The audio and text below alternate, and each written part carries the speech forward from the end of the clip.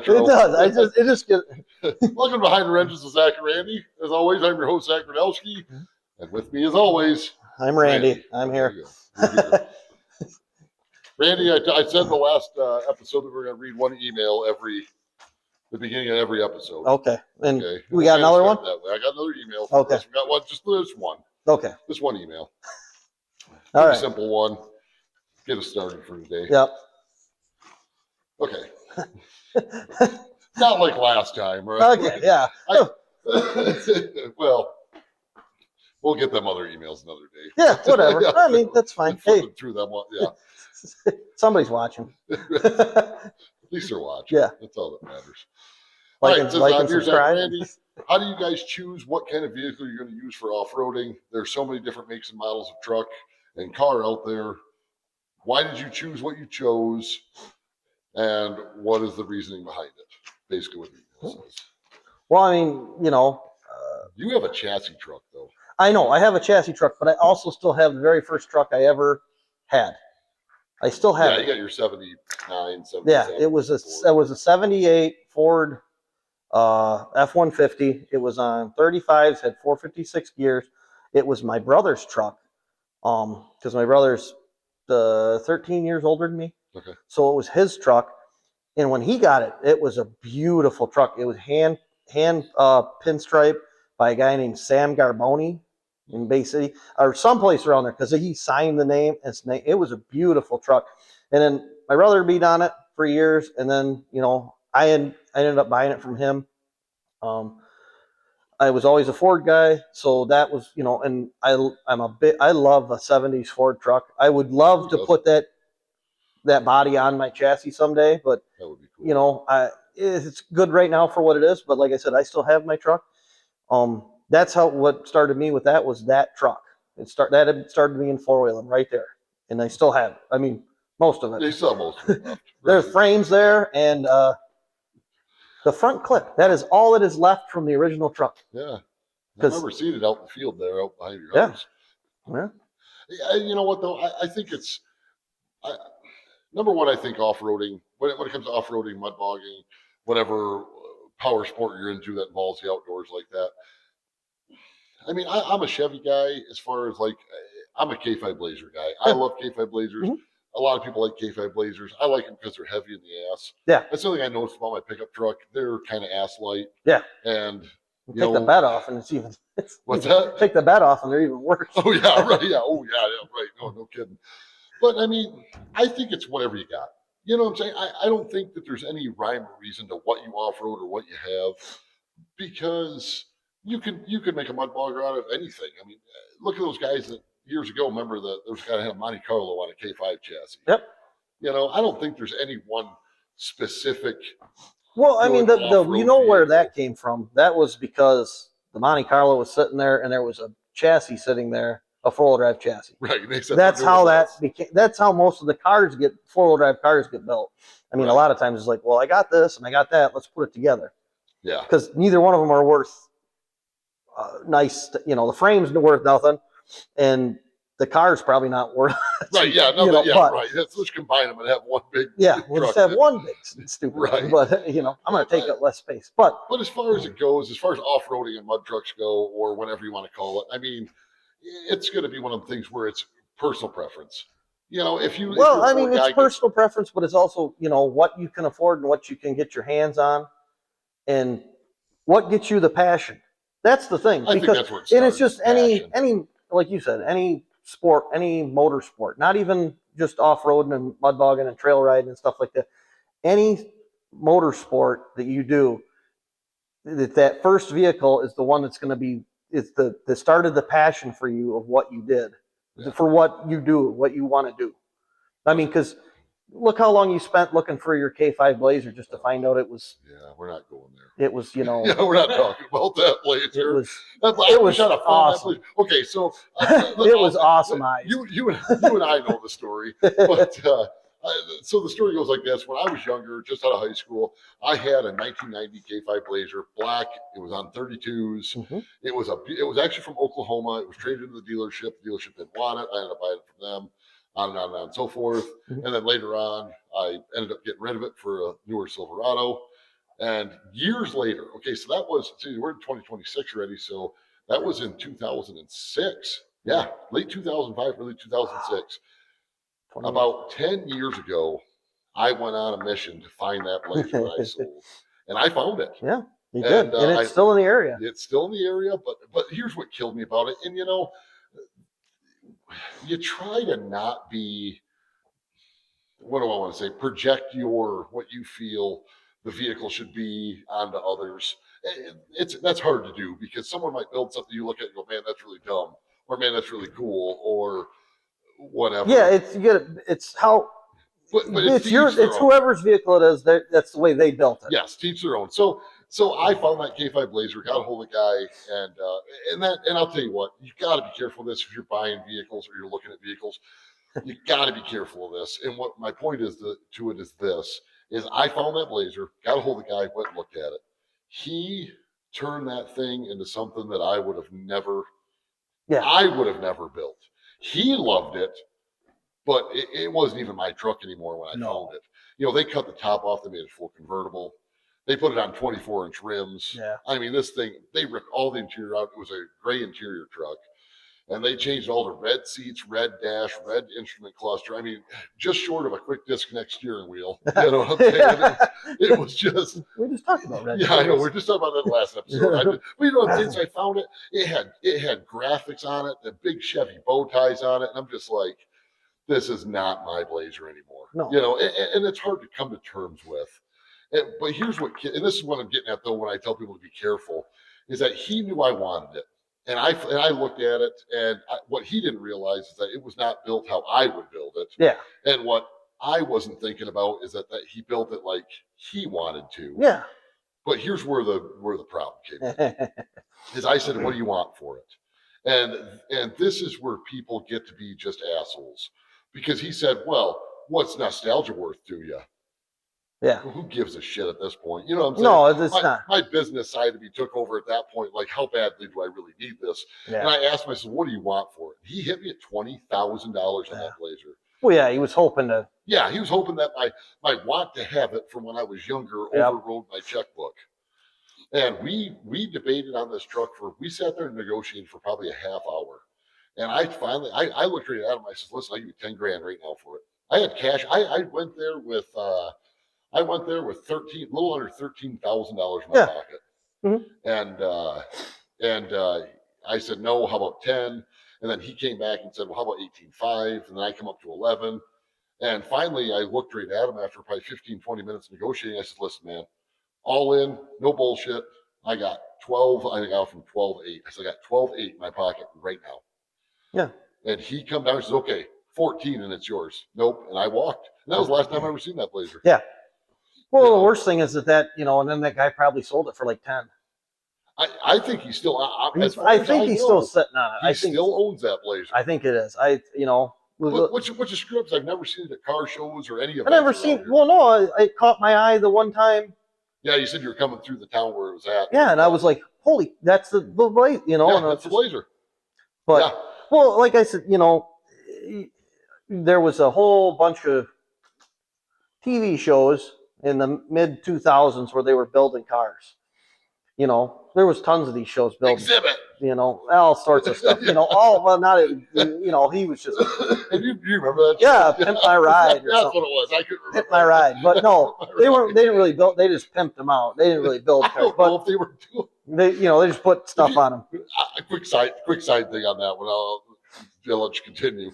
Have you seen that there's people out there finding those cars now and buying them on purpose just to see what they actually were built like? Yeah. Oh, yeah. They're garbage. Yeah. Yeah. Oh, yeah. I just seen something the other day about a minivan that was built on Pimp My Ride. It's just.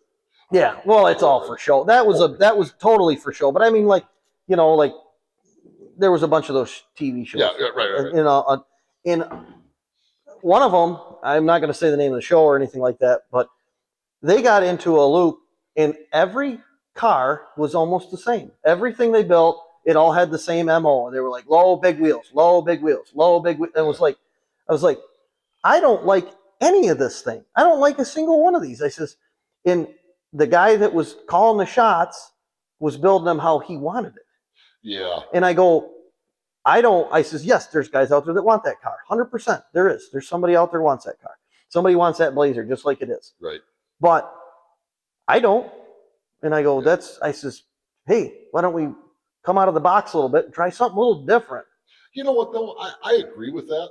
I do. I agree with that wholeheartedly. Especially if you're doing it to sell. But that's the thing though. So obviously, I mean, I buy and sell a lot of vehicles. I have Yeah. a dealer's license. I have a Yeah, shop, yeah. all that stuff.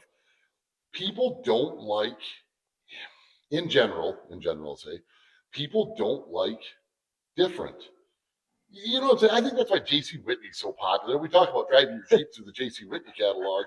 But I mean, when I'm building a Wrangler, if I'm building a Wrangler for sale, Yeah. all I got to do is buy it, put 4-inch lift on it, 35-inch tires, fake beadlock wheels. Yep. The bumpers on Amazon were like $189. Yeah, they're cheap. They're cheap. Well, yeah, go to Harbor Freight, buy a whole stack of light bars, yeah, and put them on, and people, and put the Badlands winch in it, and people go crazy for it. yeah, they do. I mean, I know. Well, there is. There's that. Like I said, there's that point where this is the thing. But the other thing is, like, we went to the Jeep truck show, last summer. Yeah, last July. Yep. And how many of the Jeeps were almost all the same? They all look the same. They all look the same. There was a few, there was a few that were really nice, some that were extremely nice. Yeah. And there was some that weren't. But it's like they go, I don't want to be. I want it to stick out. I mean, that's just me. I want, even if I don't stick out, like you lose me in a crowd. Right. I mean, I'm not tall, so it happens.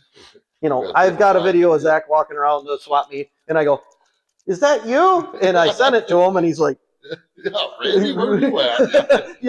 But so well, shit, you got to put your Dune flag on you to wander around. I know. Yeah, there's Randy over there. That's a 10-foot flag over there.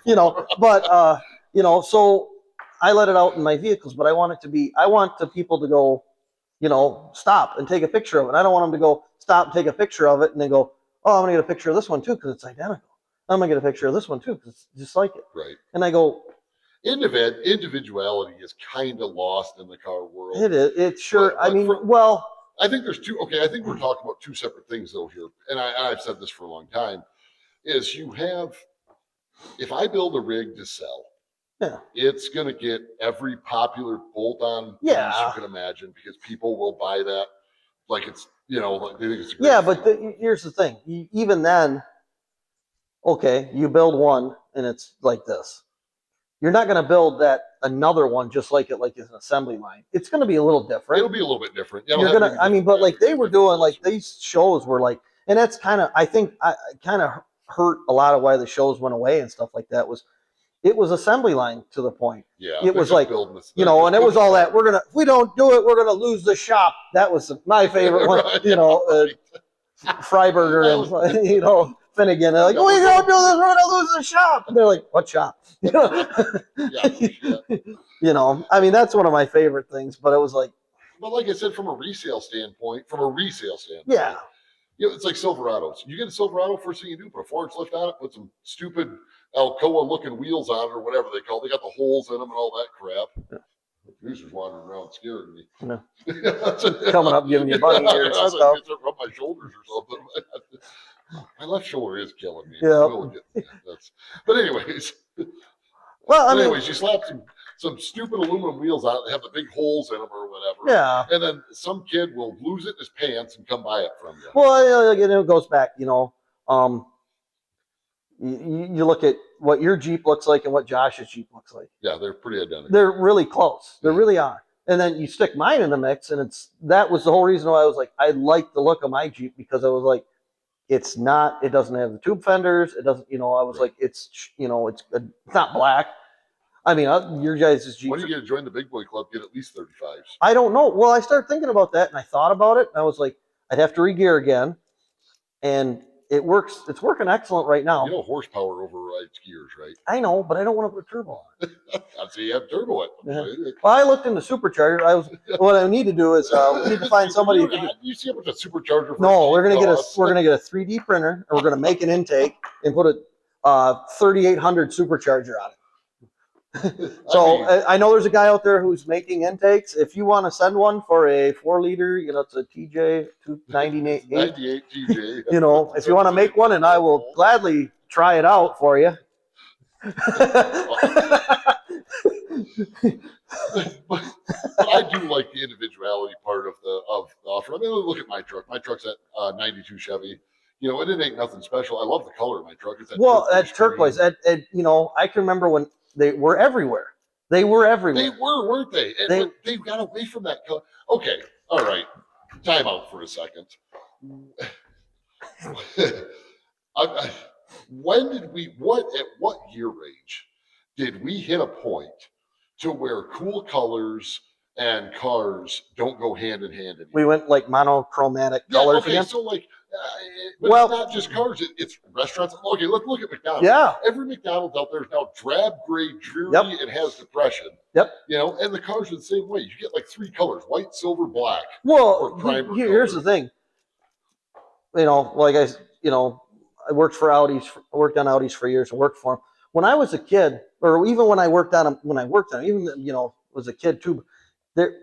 If you saw an Audi, they were black or silver. I believe, yeah, okay. That was it. There was hardly any colors. It seemed like. Well, the Germans don't have any. Yeah, they're pretty. We got color. Yeah, straight. 2 colors. You choose color, black or silver. Right.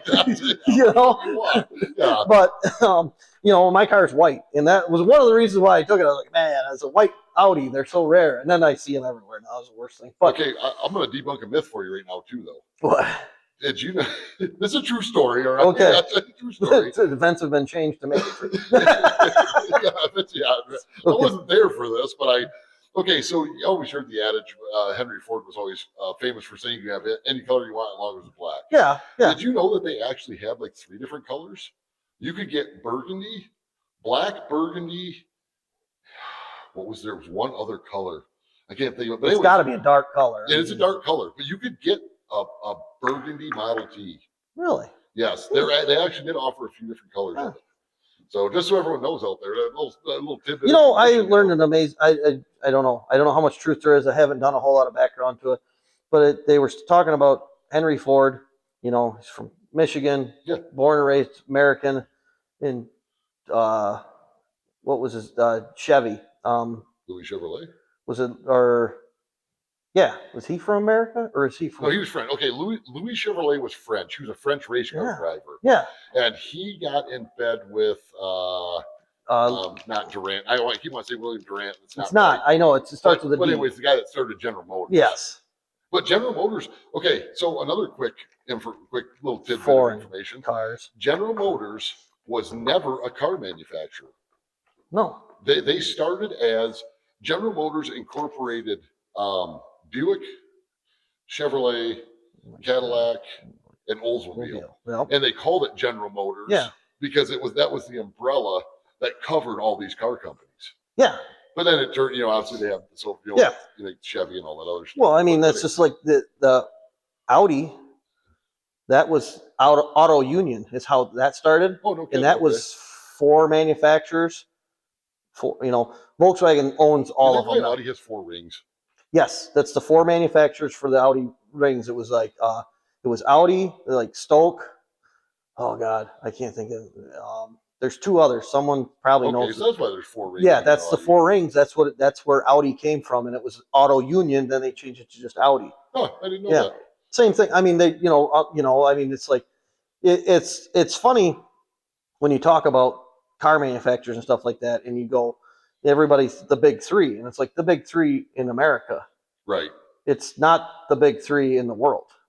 Oh yeah. The big 3 only exist here in the United States. It's Toyota, Volkswagen, and then maybe Chevrolet. I'm not sure.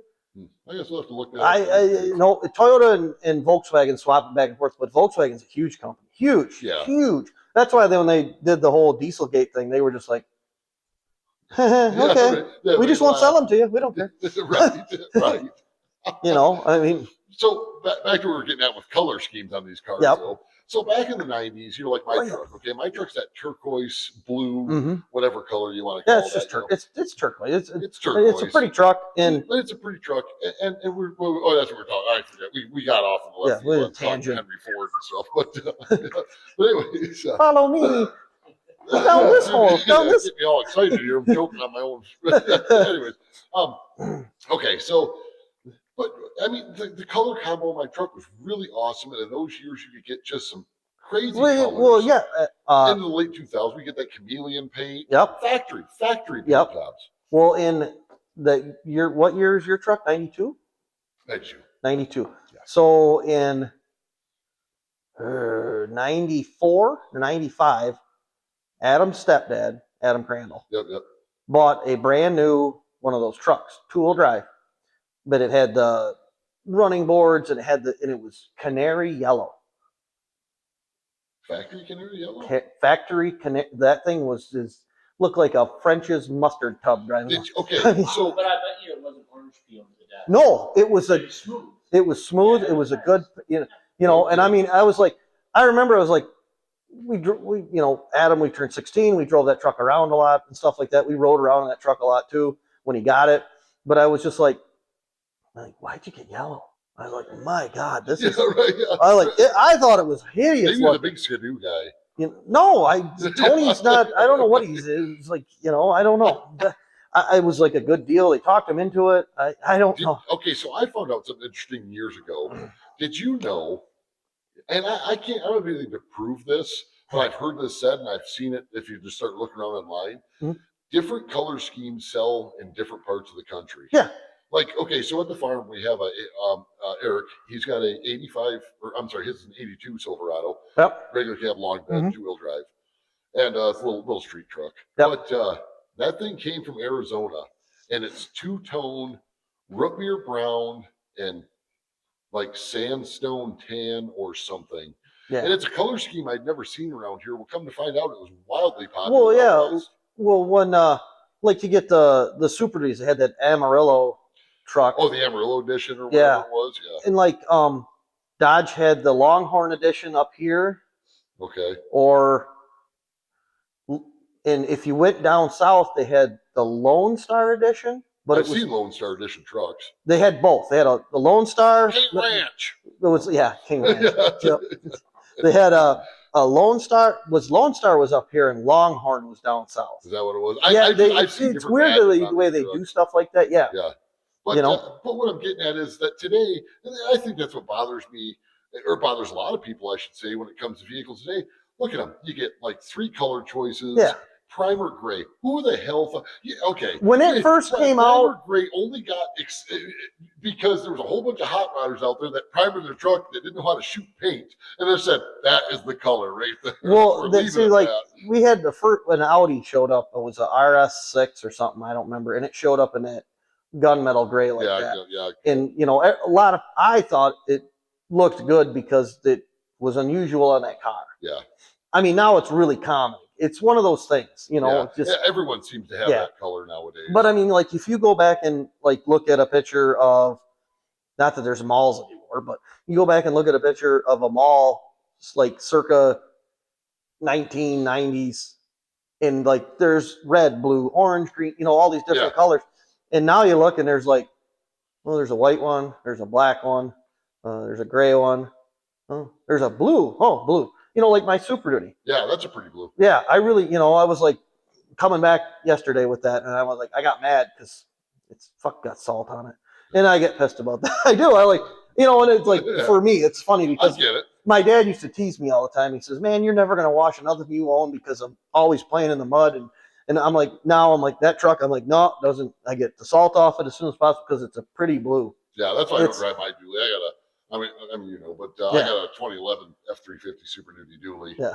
And that's that pearlescent white. Yeah. Which sucks because the truck's starting to get rusty. And that's the only downside with the white is that it really sticks I didn't want white. That was the thing. I wanted a different color, but I'll tell you what, I searched high and low for that dually. And when I bought it, it was the only one I found in a 300-mile radius for a fair price. Yeah. So I bought it, and I was like, it's fucking white. Well, it's really close to your first dually was burgundy, wasn't it? It was red. Red. Yep, it was red. So I had. I never seen it except in pictures. Yeah, I had a white suit. I had a white. Yeah, suit. the That white was one is the one that got hit. Yeah, I wasn't got it? hit by a drunk driver. Yeah. Yep, that was that one. Sitting in a parking Yeah, lot. sitting in a parking lot got hit by a drunk driver. That was the best part of Yeah, that. they totaled that one. Yep, total. That's a bitch harder. Yeah. But I'll tell you what. I mean, it happens. Yeah. I could go into that story a little bit, but you know what? It ain't worth it. It just pains my heart to even tell that story. So. Well, that's like I said yesterday. I was driving back, and I'm like, man, the truck's got salt on it. I hate it because it's that. It's a What I can't remember what that blue's called. B5 blue. No, it's something special. It is a special blue because it's really sharp. It's not a midnight blue. No, because it's I'd have to look. I I'll don't have to look up what the actual color. Yeah, I can't remember the actual, but it's that really bright blue. But that's what I'm getting at, though, is that there is no color anymore to these vehicles. But though, I guess maybe we've just reached that age where everyone's depressed. Yeah. Everyone's on Zoloft. Yeah. You know what I'm saying? I mean, they take their primer gray fucking Acadia and drive it to primer gray McDonald's. Yeah. They pay $27 for a hamburger. Yeah. I got my double cheeseburger and a Coke, and I spent $47. Yeah. I mean, like I said, I was depressed too when you find out how much it costs, and you're like, oh man. Right. How much of our depression has got to us, and even our cars nowadays. Yeah, they're like, everybody likes this color. Yeah, that's right. I mean, my other dually was gray, and that was a sharp truck. Yeah, it was a sharp truck. I can't remember what that gray was called. I'm gonna start badging though. I'm gonna start badging all my trucks and just be crazy, just like my '92 Chevy. Yeah. Big graphics down the side of it. Like I said, what happened to that stuff? Do you remember the early '90s? You get a Chevy pickup that had graphics all over. Graphics was the thing. Yep. On every one of them. Oh, you could get a thing that went around your key, the lock goes. You know these vehicles don't have it. Yeah, they don't. And because everything's remote now, but and door handles with an emblem on it and stuff like that. But it feels like the pride has gone away. Like people just don't give a shit about cars no more. But I can actually prove that though, because I was talking to an engineer for was he named Toyota? They do it works for next year, but they work with Toyota and Ford and all. Yeah, because they work with a lot. Yeah, they work with a lot of people. But he was telling me that they have found out that in the last 15 years ish, that no one cares what's under the hood anymore. All they care about is what features it has. Yeah. They don't care about anything Well, else. They don't yeah. care if it's 400 horse or 200 horse. All they care is, does my phone connect to it? Does it have GPS? Will it, massage my nuts while I'm driving down the road? Has it got a seat heater, clam cooker? Right. For the girls. Right. That's exactly. That's all that anyone cares about anymore. I mean, that's why, the German car started a long time ago with the engine covers, cover the whole engine. Yeah. And it was just, this is the engine displacement. This is what it is. Here's a symbol. And they did it years ago. And then everyone's like, oh, let's do that. And then you pop the hood and you're like, you can't see anything. Yeah, it's all plastic. It covered everything up. Yeah, we don't want to see. You don't even want to know what's under the You don't want to know that there's a mouse under it. Right. Yeah. That's where they all live too, is in the plastic part. Yeah.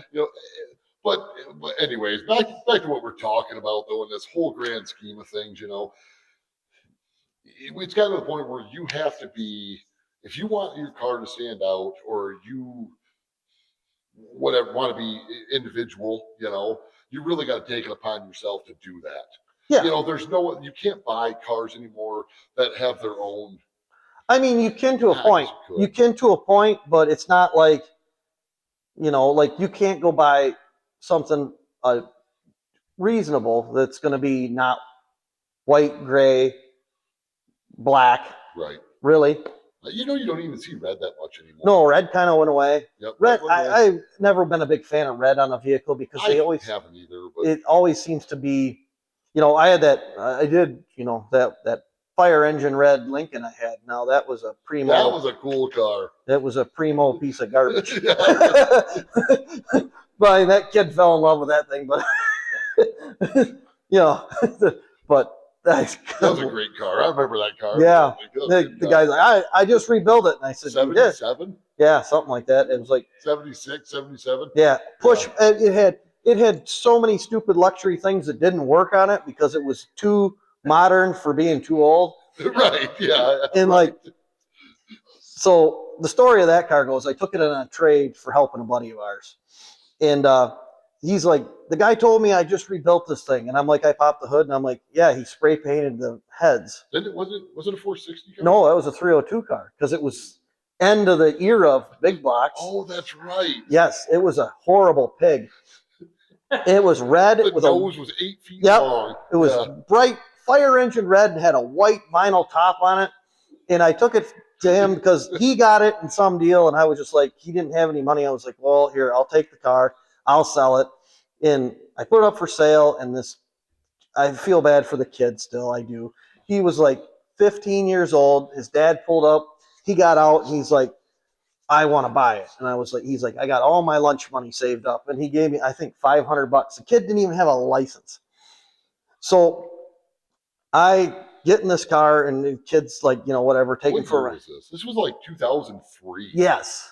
You should find that kid. Oh, I don't, yeah. Well, yeah. Maybe he was the one that wrote the email the last. Yeah, he might have been. You go fuck yourself. It's like, I've been looking for you. 1977 Lincoln from you one time. And if you bought it, I'm really sorry. I mean, this kid, he bought it, and to the point he was so excited, he went to the parts store and he bought plugs and wires. He was going to do a tune-up and all this stuff. And we take off, and we're driving across town in Bay City. I got to go across the bridge. And for some reason, it won't upshift. It's in first gear all the way through town.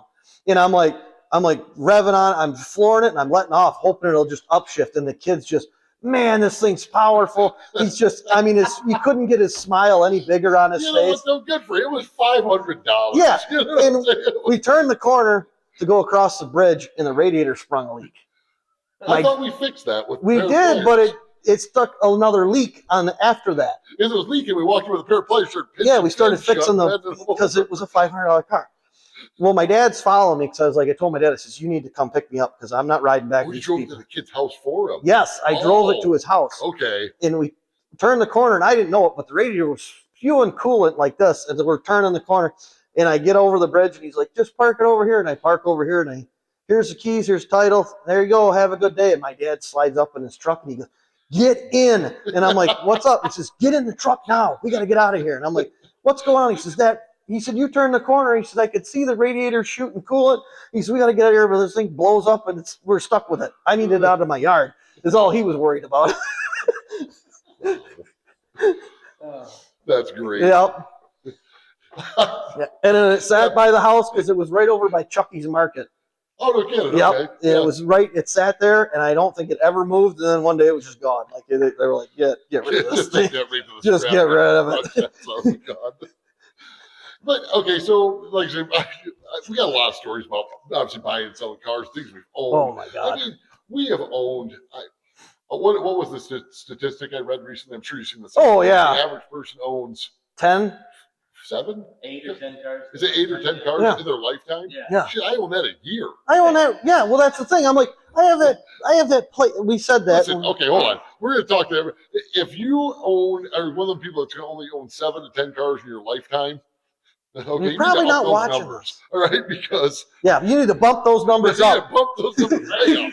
Only have one car Yes, at a time. life's too short for to only have one car at a time, and life's too short to drive boring cars. Just remember that. Yeah. And just so everyone knows, it's about smiles per mile, not miles per gallon. Yeah. Okay. If you're not having a good time driving it, you're not. Okay. You know what though? I'm glad we said that because it just made me think of something. We had a guy ask us at the beginning of the show. We talked about the guy says, "How do you choose your cars? How do you, what are you going to buy? Stuff like that." Okay. Here's how I judge vehicles that I buy. If you buy a car or jump in a car and drive it, and you cannot stop smiling while you're driving it, it's even keep worse. That's worse. Buy that. That's the worst car to find because that's the car you're going to sink a lot of money into. Yeah, because there's been a few cars I got, and you're like, I'm just so happy. You're driving, you're just like I said, excited. Before Cash for Clunkers and all this stuff and everything like that, because I'm a few years older than you. Yeah. When I turned 16, it was not uncommon to spend a couple $100 on a car for the weekend. Right. The weekend, and drive, dude, I'm not kidding. I'm not bullshitting coming up here to go four-wheeling on the trails with anything that we had. Not four-wheeling, just out in the woods with it. Whatever you had. Whatever we had. I remember sideswiping guardrails and over bridges and passing people where you shouldn't and kicking doors open so they'd slam shut on trees. Just that kind of stupid stuff.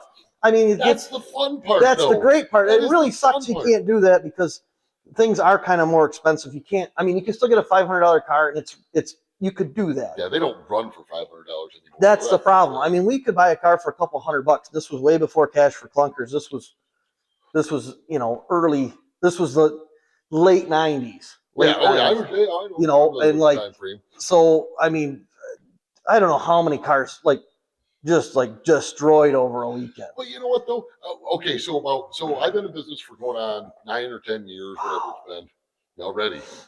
Yeah, now I'm getting to build a new shop. But you know what? That's in case if anyone ever asks, if I ever became an overnight success, the answer is yes. It just took me 10 years to do it. Yeah. So, but I anyways, was very successful. It just took this long to get here. right, it just took 10 years to do it. Don't give up on your dreams. Yep. All that Beefcake. fun bullshit. But anyways, Beefcake. when I first started buying cars, because I had my dealer's license right out the gate, which I still have, is that I could buy a repo car for $350 that ran. Yeah. And I can't tell you when I owned my other property, that 6 acres down the road, how many cars I bought that took down there and just beat the ever-loving snot out of them. We come out of there one time, the whole front bumper's missing. Yeah. Although I would. Okay, so another tech tip for the young guys out there. If you're going to buy a junker car to take out the woods and beat up, okay? Yeah. By God, pull the airbag fuses. That helps. Okay. That's a big thing they didn't have. Yep. Just so you know, if you think you're going to do something dumb, you pull the airbag fuse out of that. You don't want that something. No, you don't want it going off your face at 5 miles an hour into a tree. Yeah. Right? Don't ask me how I know that. It's funny you say that about the property down there. I was going through my camera roll the other day because there was some guy posted on one of the Facebook pages I'm on about show your first mud bogger. And I was like, I still got a picture of the, it's the blue truck now, but it was brown back then, but on 44s. And I was like, I'm going to post that. And I was trying to find it. And I found a picture of I believe a Blazer stuck down there, an S10 Blazer that we had got stuck down there. I forgot about that. We took through the woods and buried it. Yeah, and kind of I guess this is staying here for a while. We just left it. Yeah, walk back. Left it there. I forgot about that. I mean, but that's the main thing. Get that Blazer out of there. It happened to be the excavator was down there for the farm, so we had to go get it with the excavator and drag it out. Yeah, I miss those days. That's the thing that gets you into this, and that's what these kids need to do. These kids need to go and just buy some and go test how good you can drive. Yeah. Really? Because, if you can, I was thinking about this because we were coming up here. I was coming up here, and I assumed they had the rally cross just went on. That Gambler? Or what? No, the actual rally cross. I can't think of the name of it right now. This one they do up in northern Michigan. Yeah. This one, Travis Pastrana crashed a car into a deer. Oh yeah, I remember. I can't think of the name of it. It's slipping my mind right now. But we ran into a guy years ago about that, and he was into that, and he was racing a Cavalier. Oh yeah. And then we asked why. He says because I can go to the parts store and get parts for it to keep racing. And that's what you need to go out, go destroy something. Do it. Well, fun. Yeah. I've always wanted to build a little dirt circle track and just race Cavaliers or we did that. We did that at Josh's uncle's for a few years. I mean, Problem is, like I said, those cars are gone now. Yeah. They're gone. They're not Cash for Clunkers took a lot of vehicles out of the market. Cash for Clunkers did a lot. That really hurt a lot of people. I mean, that's a whole. But I'll tell you what. So this is where we'll end out today then. So basically, back to what we talked about in the very beginning. How do you pick your vehicle? How do you, determine what you're going to buy, what you're going to build, all the other stuff? I think it finds you. I think you're going to buy something or you're going to remember something from your childhood. Dad had this, Grandpa had this, whoever had this. I want to buy that. I want to make it my own. Yeah. I want to be individual about it. I'm not going to cookie cutter my car and make it look like 10 other ones next to it. Yeah. I'm going to do something different. Yep. Something I want to do that says, this is mine. Yeah. Because vehicles are an extension of yourself. It used to be that way, and I think we need to get back to that. Yeah. This is not just transportation. It's yours. It's just like your truck and my truck. If you take one look at my truck, my 92 Chevy that's listed on 44s, everybody knows that's my truck. Yeah. Like there is no question about it. Like that is Zach's truck. Yep. You know, your truck, same way. That is Randy's truck. Yeah. You know, we know it's Randy's truck. That is his personality. That's who he is. Yeah. And I think more people need to get back to that. Yeah. And that's what I'm going to say. I don't care. You don't have to be brand loyal to anything. I mean, if you want to be, fine. Yeah. But you know what? It doesn't hurt to venture out. Buy a Ford, buy a Dodge, buy a Chevy, buy a GMC, buy an Audi, it doesn't matter. Yeah. Buy it. Yeah, if you can get it cheap enough and have a good time with it, Right. that's the And main what's thing. the worst you could? I've also said this for years too, and another tidbit of information for people out there listening to us. A Zach note. Huh? A Zach note. Welcome to Zach's Note Corner. Today's tech tip, but is what's cool about buying a whole bunch of different stuff is you can find the stuff you don't like. Yeah. So you might. I buy and sell through with one guy, Mhm. right anywhere from 160 to 200 cars a year. Yeah. And I can tell you the cars that I don't like and would never own versus the ones I would buy, whether it's a car, truck, Audi, Volkswagen, Passat, Renault, wagon. It doesn't matter. Oh yeah. Doesn't matter. You know, and I think more people need to do that. You know, go out, explore all the brands, find which one's best for you. Yeah. So that's my Zach tip for the day. So, All right. Randy, got any Randy tips for the day before we go? Is there anything else we want to go over? Is there something coming down the pipeline There is. We got that we one- okay. might be that might get some people interested? Okay, so We I've don't- been kicking around and we I've just- looked into it, and we have some big news coming up in the next probably one or two podcasts we do. I got some big Yep. news for the shop and big news for everyone at home. For our subscribers and everyone out there, I got something big coming for all of them. Yeah. That everyone I think can this is join going to in be on. really cool. I hope everybody, I hope everyone gets involved in it. I mean, whatever. Participates. Let's Yeah. hope everyone participates in it. Yeah. I think people are going to get a kick out of what we got coming. It'll be this summer. We'll get it done. Yeah. So, but outside of that, stay tuned, like, subscribe, and share. And probably the next couple of videos will reveal what we're doing. Yeah. And then I think someone's going to be very pleasantly surprised I by what hope we're going so. to do. It's a big deal, I think. Right? Sweet. All right. From Behind the Wrenches, this is Zach with Zach and Randy. I'm Zach. I'm ready. And we'll talk to you in a couple weeks.